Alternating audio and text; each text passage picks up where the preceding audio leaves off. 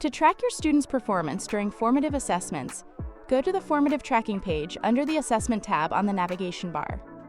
Make sure you select the class and the date where you saved your lesson plan. Once that's done, you should be able to see the lesson topic or skill in the drop-down list on the same section. Now, there are 4 assessment types you can select from by default, unless you have added a custom assessment type in the assessment configuration page. The default assessment types are homework, quiz, assessment as learning, and participation. Now, in this guide, we'll focus on assessment as learning type of assessment.